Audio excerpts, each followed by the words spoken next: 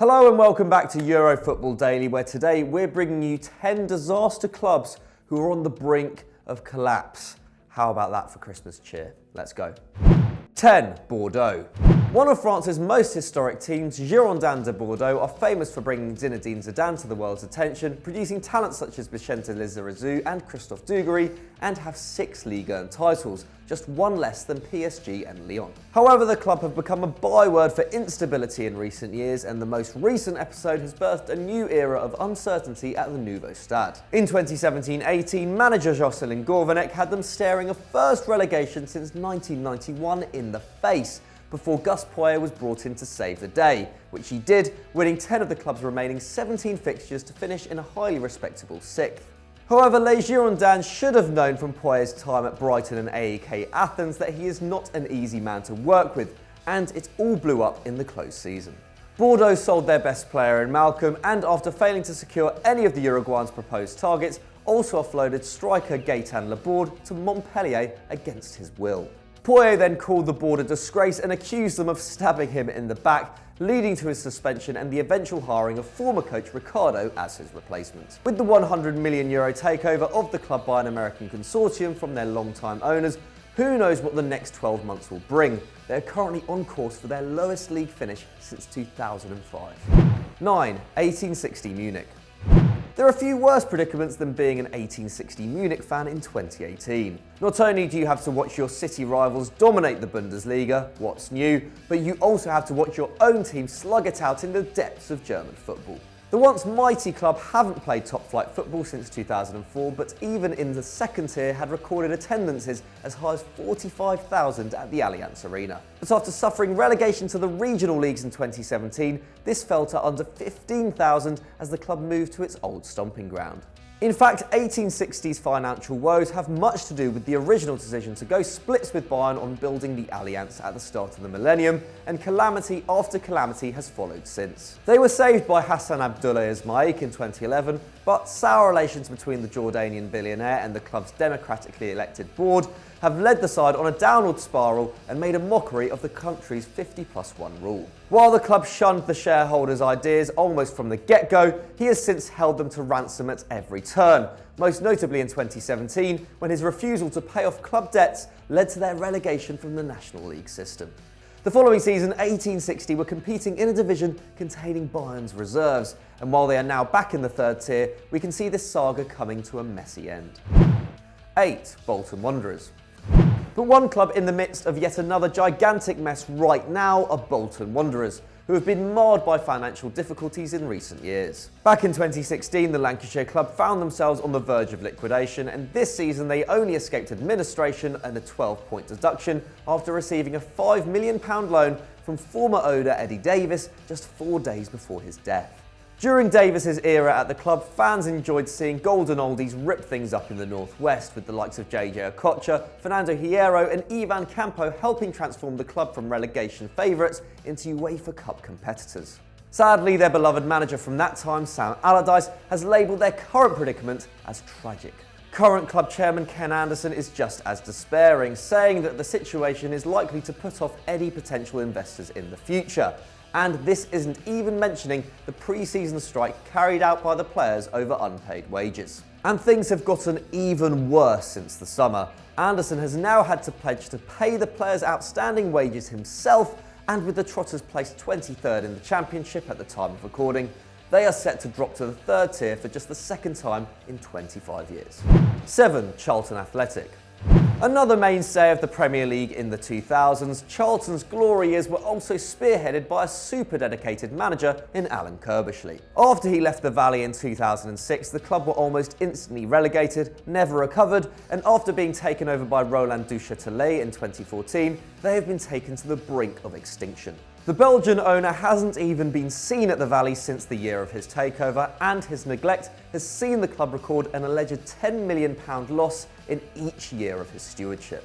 And in 2018, stories emerged from the Charlton camp which beggared belief. Not only had bonuses promised to staff worth up to £100,000 not been paid, but bottled water had also been rationed during one of the UK's hottest summers on record. But perhaps the most calamitous incident was one staff member having to ask permission to eat a packet of crisps in the office after the club banned desk eating amid cutbacks to cleaning staff. Amazingly, the team is making progress on the field under the management of Lee Bowyer, and the proposed takeover of the club by an Australian consortium has lifted the spirits of some fans. But the Addicts' future is still very uncertain. We can only hope the next year sees the club move on from this absolute catastrophe. 6. Sporting Club. Unless you were living under a rock, you'd have noticed that not everything was right with Sporting Club de Portugal in the summer of 2018. Poor results on the field prompted eccentric president Bruno de Carvalho to lose the plot, before a physical attack by a group of ultras on the training ground provoked many of the club's key players to terminate their contracts. With Carvalho now ousted, the Lisbon club look in a more stable position, but history suggests this won't last for too long. Before he took the role of president, the club had amassed debts of nearly €300 million after years of vast overspending on transfers and club infrastructure. And while the 2018-19 campaign is going well enough, the loss of key personnel, including captain William Carvalho and vice-captain Rui Patricio, mean there is major rebuilding to do on the field. While they've papered over the cracks by bringing back former wonderkid Nani to take the armband, the long term could be very bleak for one of Europe's most mismanaged clubs. 5. Hamburg. 2018-19 is a season like no other for fans of Hamburg. For the first time since the Bundesliga's inception in 1963, Die Rothausen are competing outside of the German top flight after years of staving off relegation by the skin of their teeth. This is a sad state of affairs for a club whose near 80,000 members make it one of the biggest sports institutions in the world. And Hamburg's weaknesses are not just limited to the field. Much like Sporting, the club's most extreme support base have taken radical measures, threatening to chase the players through the city and even attempted to break into their changing room during the relegation campaign.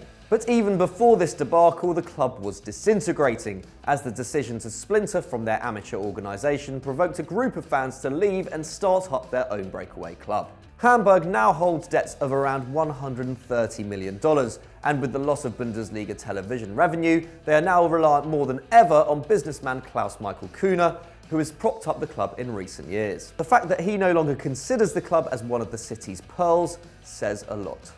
4. AC Milan. Whatever your thoughts on Silvio Berlusconi as a person, you can't deny that he oversaw an era of unprecedented success at AC Milan.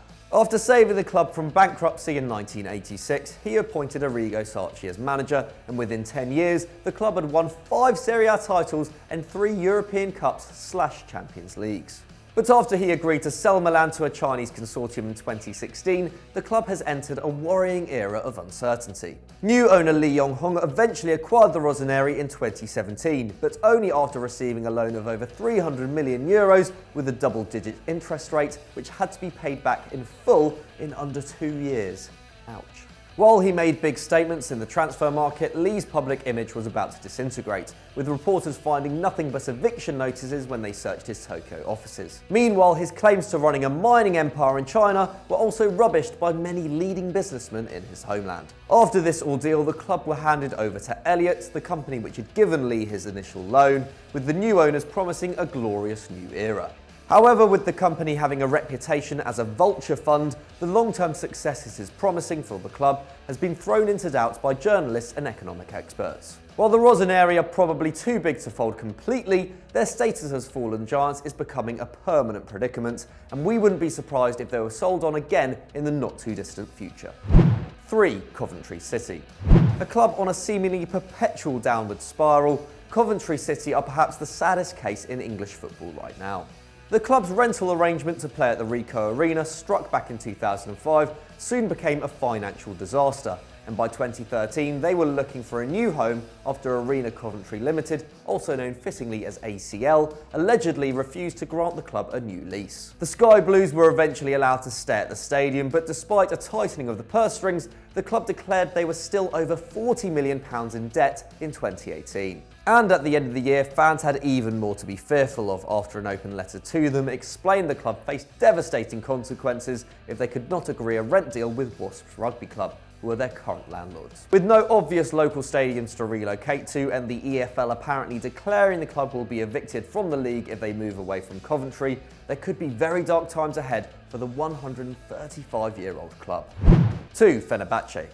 For our final two entries on this list, we visit two of Europe's most troubled footballing nations. The first is Turkey, where crippling debt has simply become the norm for the country's biggest clubs. And while Galatasaray, Besiktas and Trabzonspor are all in financial mess, Fenerbahce are currently the most troubled of the so-called Big Four. The Istanbul Giants have finished outside the top two just twice in the last 10 years, but they currently sit second bottom, with the prospect of a first relegation in their 111-year history becoming ever more real. Compounding this are financial woes which have built up over a number of years, with the club's debts estimated at an eye-watering €621 million before the season started.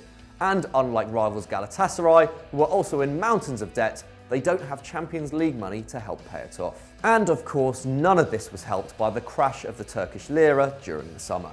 Really, it's a miracle that these footballing behemoths are still alive, despite being among the best supported on the continent, and their survival is largely thanks to the actions of government forces who rightly view them as powerful political tools. As agent Baris Guklu put it, if the same situation had occurred in Germany, the clubs would have been long relegated by now. Sadly for Fener fans, this could soon become a reality. This is depressing news for a club who not so long ago boasted the likes of Robin van Persie and Nani among their ranks, but let's face it, their high-earning time in Istanbul has only served to make things worse down the line.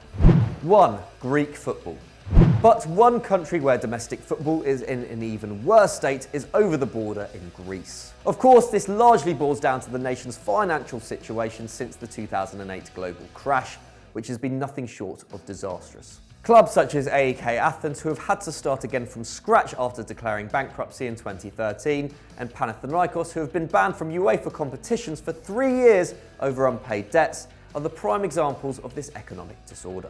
But the modern Greek game has now arguably entered its darkest era yet, with footballing institutions now having to contend with a deepening moral crisis. First came the events at PAOK in March 2018 when club president Ivan Savidis stormed the pitch brandishing a gun to dispute a disallowed goal. His actions led to domestic authorities suspending the entire league indefinitely and FIFA threatening to ban Greek clubs from international competition altogether.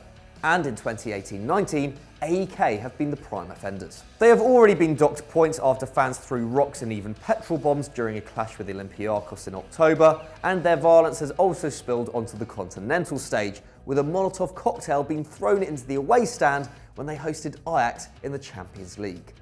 Disgraceful.